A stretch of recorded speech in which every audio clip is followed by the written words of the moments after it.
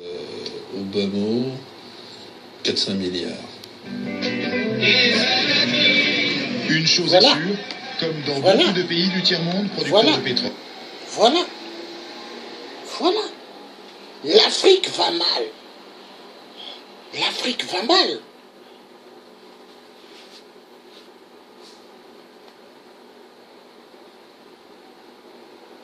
Elf Aquitaine, une grande mafia. Des milliards, ils donnent. Pourquoi toujours relier le franc CFA? Qui dit Elf dit la France. Qui dit le franc CFA dit le bien de la France. Et avec ça, on nous dit que du blablabla. 50 ans d'indépendance. Tcha. Grandement faux. Aucun pays dans la zone de l'Afrique centrale a eu son indépendance.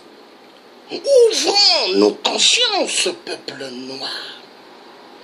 L'indépendance, ça se donne pas en signant, non. Ça s'arrache. L'indépendance s'arrache. Car capitaine Thomas Sankara avait su bien dire,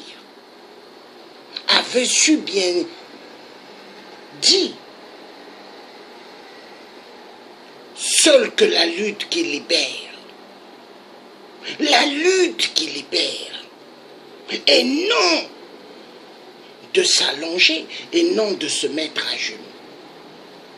L'Europe, pillage immense des richesses de l'Afrique.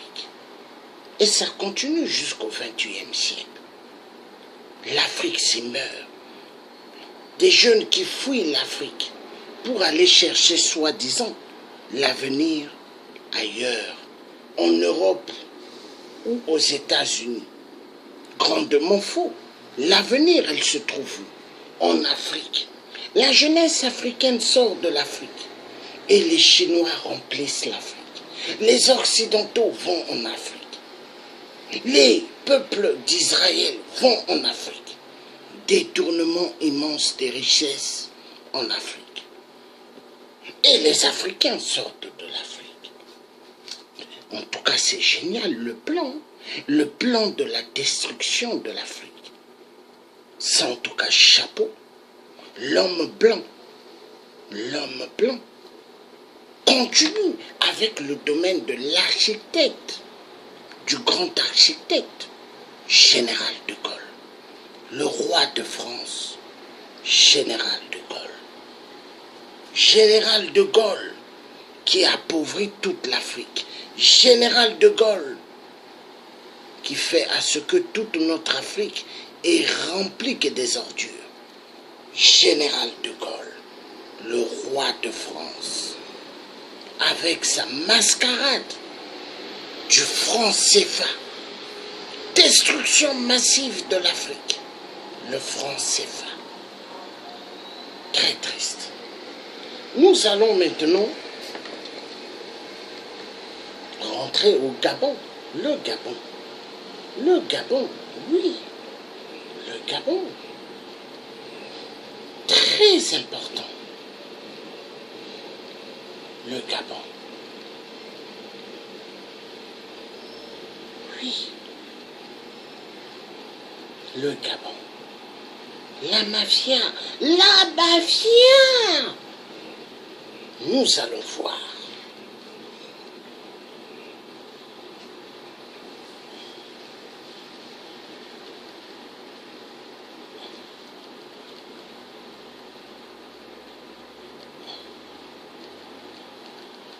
Il y en a marre.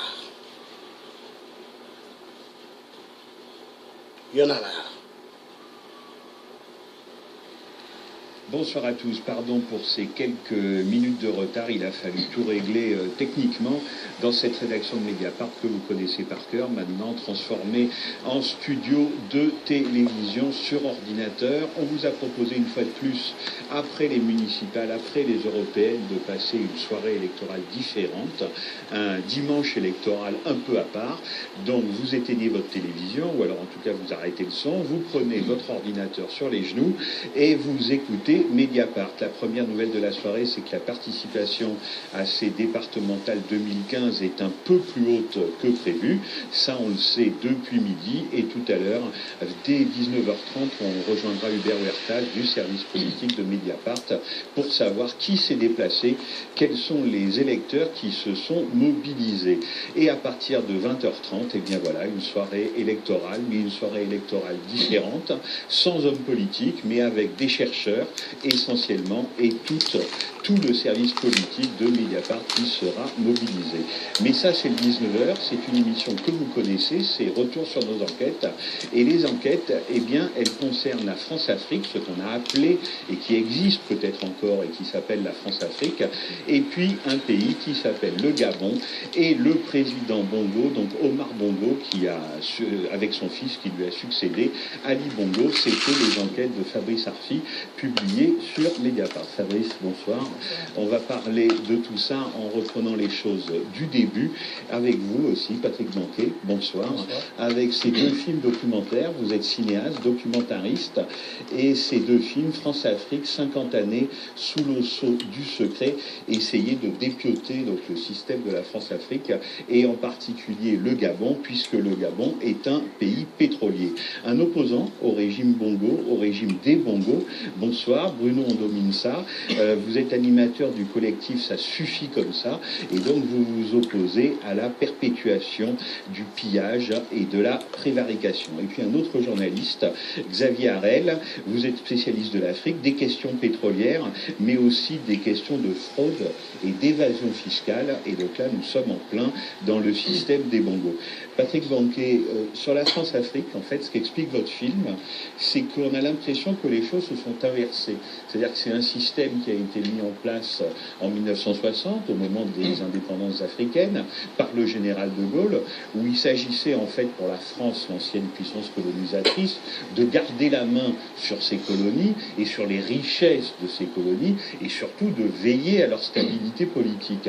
Est-ce qu'on peut dire qu'à un moment, les choses se sont inversées, et c'est par exemple Omar Bongo, fort de sa rente pétrolière qui lui rapportait des millions et même des milliards, qui finalement a pris la main sur l'ancienne puissance colonisatrice, et on a même pu parler de colonisation à l'envers ou de colonisation inversée. C'est-à-dire qu'au départ, effectivement, on avait Léon Mba, qui était le premier président, où on voit vraiment qu'il est mis en place par les autorités françaises. Quand Léon Mba commence à être malade et à ne plus remplir son rôle, on pousse en avant Omar Bongo, avec une cérémonie d'ailleurs assez folklorique à Paris, où on le nomme directeur de cabinet de Léon Mba pour qu'il devienne le président, et à la mort de Léon Mba, donc c'est lui qui devient président. Et là, ce qui va se passer, c'est que Omar Bongo, qui est quand même quelqu'un de très intelligent, va petit à petit, dans la mesure où le Gabon est un pays pétrolier et où le pétrole, en fait l'argent du pétrole, va financer tous les partis politiques français, on le voit bien dans le film, les enveloppes, etc. Et le renversement, c'est que petit à petit, Omar Bongo, qui finance les partis politiques, va prendre de plus en plus d'importance dans la gestion des partis politiques.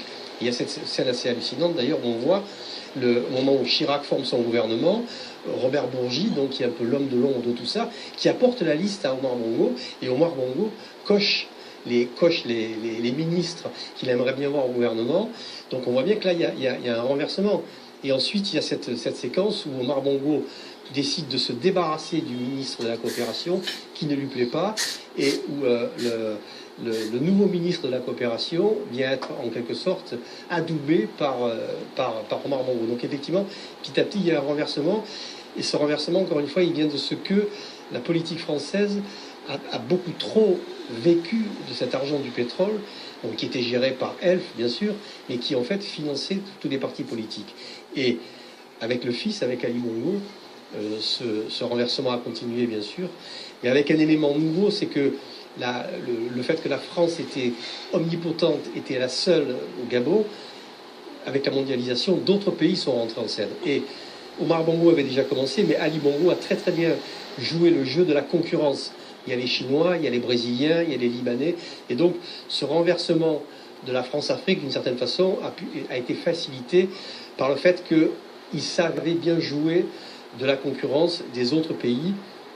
Et la France avait toujours besoin du pétrole gabonais. Donc voilà, il y a un rapport de force qui s'est inversé, quoi. Parce que quand on voit vos deux films, donc, qui commencent en 1960 et qui se terminent quasiment à nos jours, puisque les films ont 3 ans, 3 ou 4 ans, on se dit qu'en fait ce sont des sortes de métamorphoses successives. C'est-à-dire que les choses s'ajustent, changent, mais finalement restent toujours à peu près les mêmes. Vous racontez un moment, c'est le discours de la Baule de François Mitterrand, où là on se dit ça va changer, ça ne peut pas être que de la démagogie, quand même quelque chose va se passer, et en fait rien ne change vraiment. Non, mais de toute façon, toute cette histoire de la France-Afrique, il y a effectivement eu le discours de la Baule, il y a eu tous les discours colonialistes et néocolonialistes, mais de fait, la réalité des choses, c'était garder le pouvoir au maximum dans ces pays-là. Par exemple, effectivement, le discours de la Baule, c'est de dire maintenant, on va favoriser la démocratie, etc. Comment il s'appelle, Jean-Pierre Cotte, qui était le ministre de la coopération, est resté 2 ans, il a fini par renoncer parce qu'il s'est rendu compte que tout ça n'était que des discours. La réalité, la vraie réalité, elle était économique, elle était violente, elle était... on va supporter, défendre ces chefs d'État dans la mesure où ils répondent à nos intérêts. Bruno Hondo, comment Ali Bongo a pris la succession de son père? Est-ce qu'il y a des choses qui ont changé ou est-ce que le plus important pour lui, c'était de garder les choses en l'état?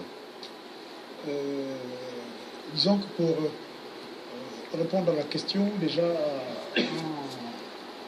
en écoutant tout à l'heure la réaction du réalisateur du film qui a fait autant de bruit au Gabon, il y a une question qui me vient à l'esprit et qui m'est toujours venue à l'esprit. Dans ce film documentaire, il est clairement affirmé que les médias français étaient au courant des vrais résultats des élections au Gabon. Entre-temps, il y a des médias français en question, parmi lesquels les médias publics, donc qui reçoivent l'argent du citoyen français pour apporter la bonne information aux citoyens français. Au nom de quoi? Au nom d'une idéologie france-africaine, ces médias se sont-ils permis de raconter des contre-vérités aux citoyens français et les gens ont accueilli ce film documentaire sans aucune révolte intérieure? Parce que c'est avec ces contre-vérités que l'on est en train de construire la nouvelle histoire de la France dans ses relations avec les anciennes colonies. Ça, c'est le premier choc que moi j'ai vécu et que je continue à vivre. Parce que ce choc que j'ai vécu, que j'essaie de présenter partout dans mes interventions, où j'amène les uns des autres à comprendre le caractère impartial justement de ces médias, que l'on trouve même parfois chez nous. Excusez-moi la petite parenthèse que je vais me permettre d'ouvrir. Lorsqu'il y a eu des élections législatives en France, j'ai eu le plaisir d'accueillir 2 candidats français, l'un du parti de gauche et l'autre des Verts. Tous 2 sont venus au Gabon après le passage du candidat de l'UMP. Mais il s'est trouvé que le candidat de l'UMP a été escorté de partout par les différents médias français présents à Libreville. Mais ces 2 derniers sont arrivés, mais ils étaient choqués et surpris. Alors je leur ai dit, vous me posiez la question de savoir comment ça se fait qu'il y ait des choses et les médias ne relaient pas l'information, vous avez la possibilité de toucher du doigt. Donc ça c'est une première réaction que je voulais avoir. La deuxième réaction, c'est que en fait le pouvoir sous Ali Bongo, quand on écoute les discours officiels, que ce soit d'Ali Bongo lui-même ou de son gouvernement, on a l'impression qu'il a opté pour vraiment un divorce radical avec son père. À la limite, c'est à peine croyable s'il a même été un membre du système de son père. Et si vous arrivez à Libreville aujourd'hui, si vous constatez des champs de ruines, la destruction de la cité de la démocratie, la destruction de l'hôpital Genébory, tous, bref, il veut faire disparaître les grands symboles du règne de son père. Et d'aucuns se posent des questions. Veut-il reconstruire une autre histoire? Malheureusement, l'histoire, ça ne s'invente pas. C'est des réalités que nous ne pouvons pas gérer. Bon, maintenant, en voulant reconstruire l'histoire, en voulant reconstituer un certain nombre d'éléments, il y a quelque chose de fort et de fondamental qui est là-dedans et qui est systématiquement ignoré. C'est qu'à l'intérieur d'une bulle, il n'est pas possible d'opérer des révolutions à partir des changements qui ne sont constatés qu'à l'extérieur. à partir des défauts qui ne sont constatés que de l'extérieur. On a besoin de sortir de là, et c'est un problème de la caverne, en fait. Et malheureusement, voilà pourquoi on constate toute cette tergiversation. La caverne, là, c'est le Gabon. La caverne, c'est ceux qui, à la limite, prétendent être sortis de la caverne alors qu'ils s'y trouvent. Ils ne sont jamais sortis de cette caverne. Et c'est ça le gros problème aujourd'hui.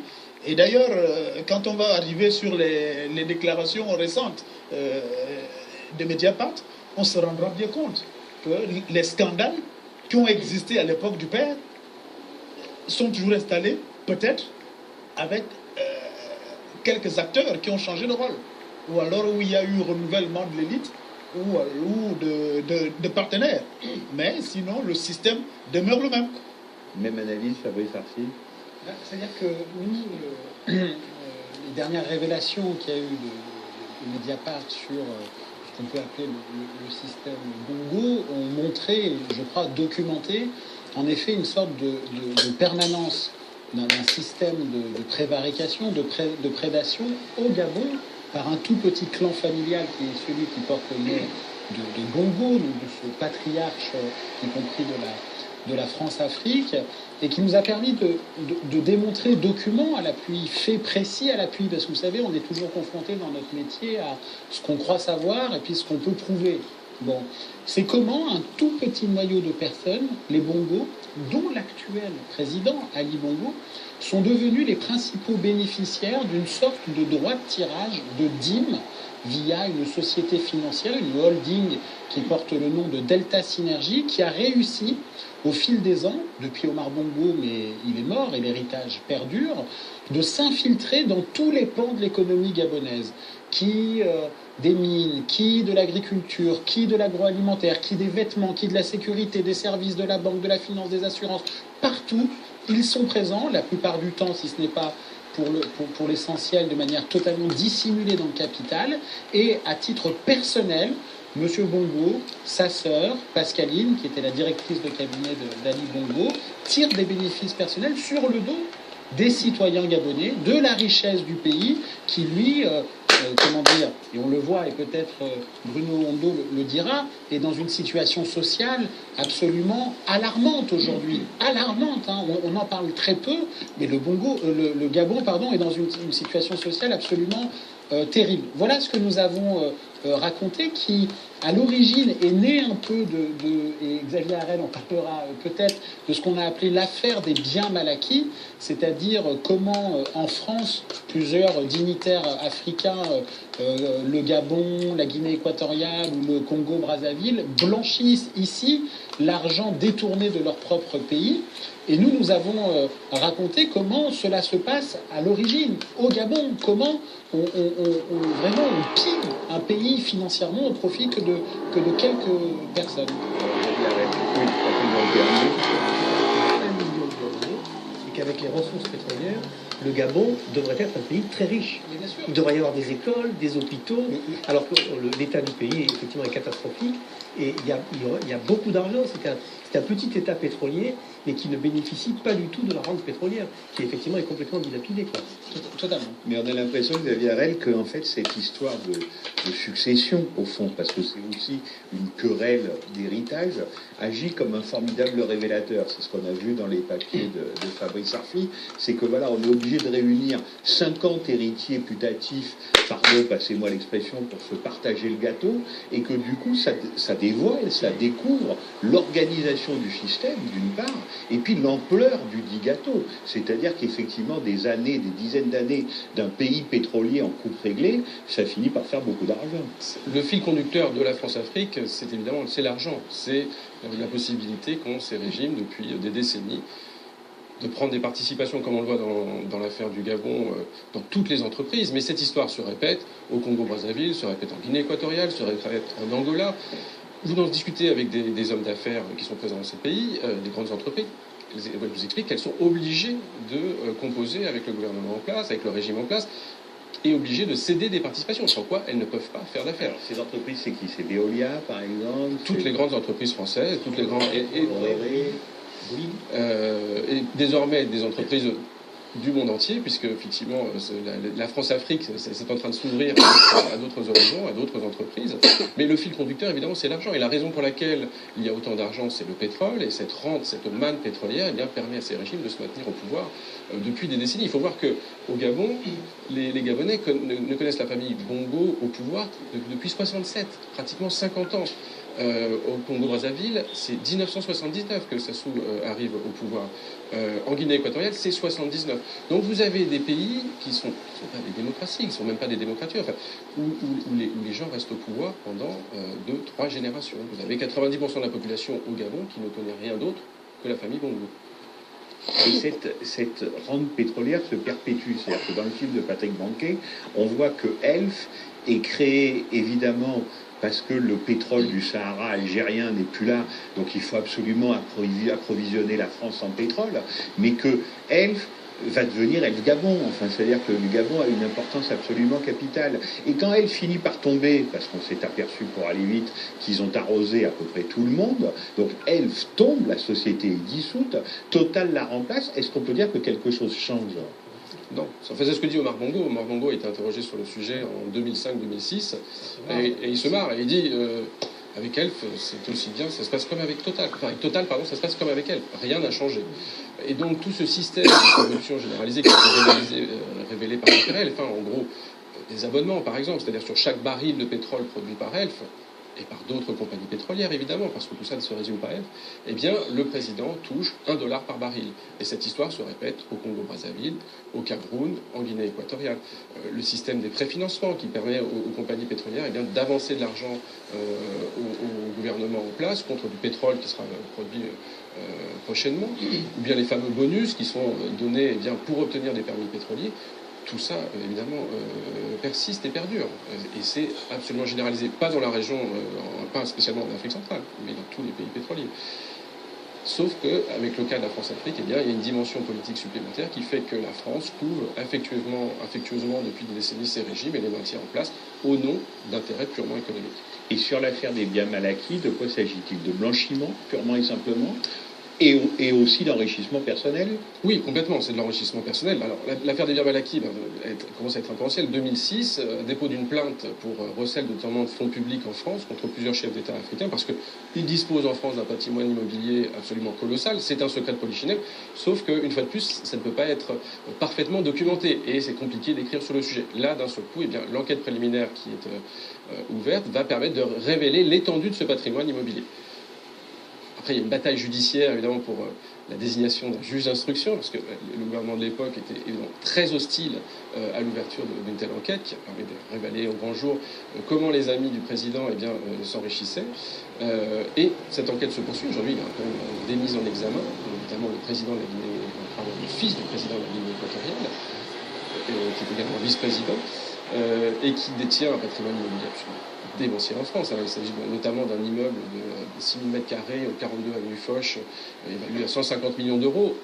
Patrimoine également aux États-Unis, des villas, des yachts. Son salaire officiel est de $5 000 par mois. Donc il y a quand même un hiatus absolument extraordinaire. Et cette enquête permet de parler des choses plus simplement, plus ouvertement pour les médias, et donc d'étaler et de révéler au grand jour, en toute confiance, eh bien, l'étendue de ce patrimoine.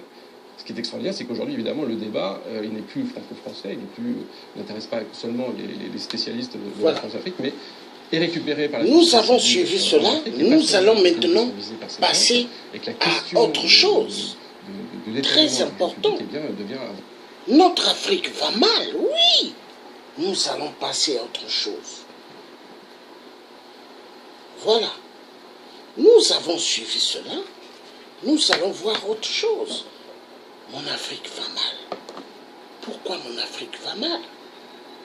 À cause du franc CFA, à cause de la mafia de la France-Afrique, qui rend service aux dictateurs, détournement des fonds, des milliards du peuple noir, dérobés et placés dans les pays occidentaux. 666. Les dictateurs se payent appartements, pavillons, châteaux, et les Africains meurent.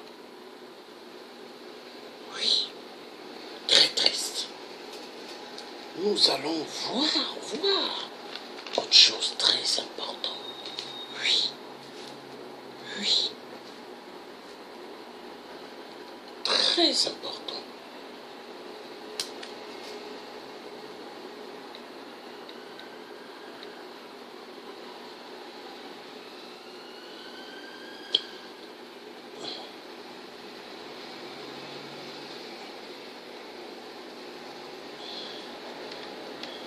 Notre Afrique va mal parce que les dictateurs se disent que le franc CFA est leur bien. Oui, les dictateurs sont que des receleurs et des marionnettes au service de la France et des autres pays occidentaux. 666. Nous allons maintenant suivre quelque chose de très important. Très important.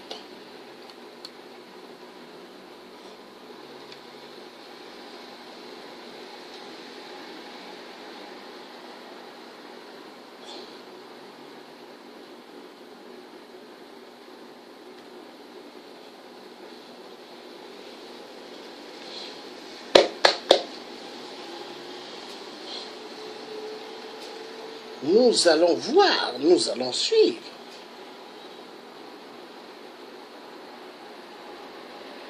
Oui. Des détournements immenses. Des centaines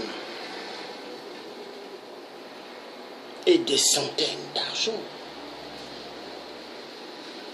Non, ça fait mal. Mon Afrique va mal.